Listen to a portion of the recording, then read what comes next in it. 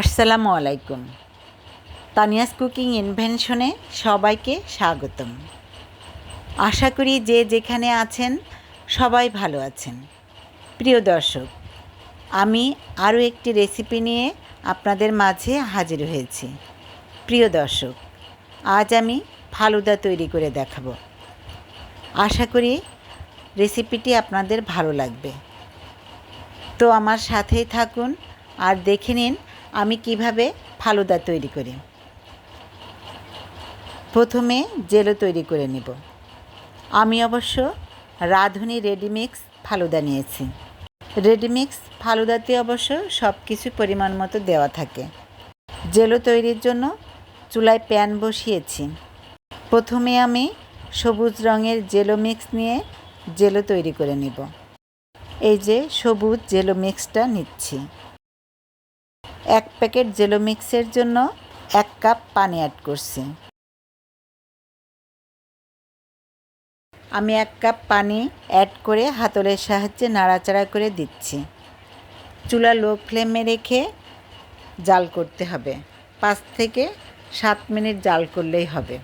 প্রিয় দর্শক, আমার ভিডিও ভালো লাগলে লাইক দিবেন, সাবস্ক্রাইব করে চ্যানেলটির পাশে থাকবেন, শেয়ার করে পরিবার ও বন্ধুদের মাঝে পৌঁছে দেবেন। এই যে এমন ঘনত্ব হলে, অর্থাৎ ফোঁটা পড়তে সময় নিলে, এমন আঠালো হলে নামিয়ে নিতে হবে। এই যে একটি হাফ প্লেটে নিচ্ছি। পুরোটা ঢেলে ঠান্ডা হওয়া পর্যন্ত অপেক্ষা করতে হবে। ঠান্ডা হলে ফ্রিজে 1 থেকে 2 ঘন্টা রেখে দিতে হবে।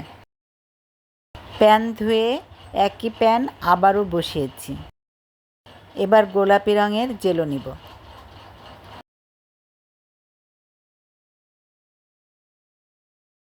একইভাবে 1 কাপ পানি অ্যাড করে চুলা লো ফ্লেমে রেখে 5 থেকে 7 মিনিট জাল করতে হবে।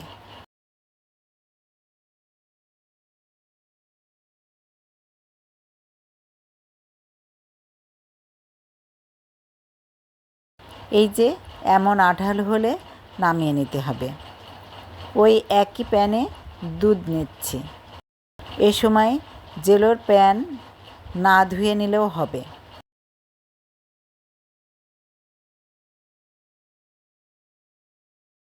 5 কাপ জাল করা দুধ অ্যাড করলাম।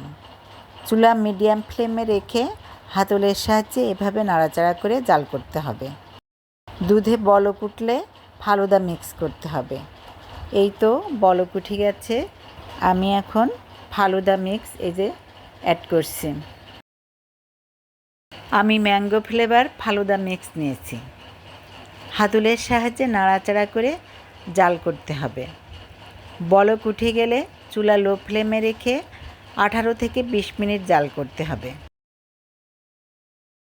গরমে এভাবে ফালুদা রান্না করে খেলে প্রতিদিনই খেতে ইচ্ছা করবে।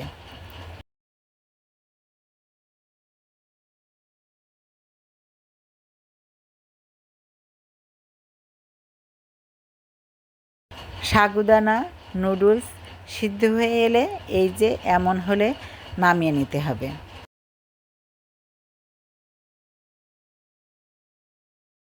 এখন একটি সার্ভিং বলে নিচ্ছি।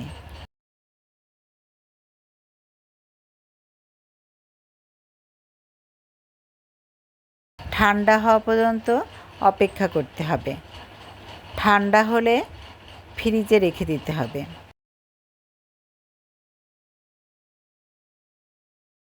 ফ্রিজ থেকে জেলো বের করে কেটে নিব।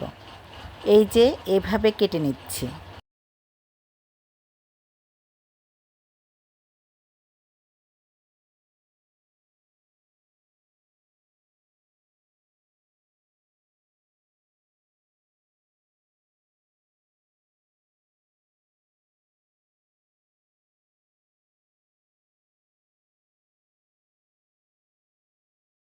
ফালুদা 1 ঘন্টা মতো ফ্রিজে রেখে বের করে নিয়েছি। আপনারা চাইলে আরও বেশি সময় ফ্রিজে রাখতে পারেন। আপেল এভাবে স্লাইস করে কেটে অ্যাড করছি।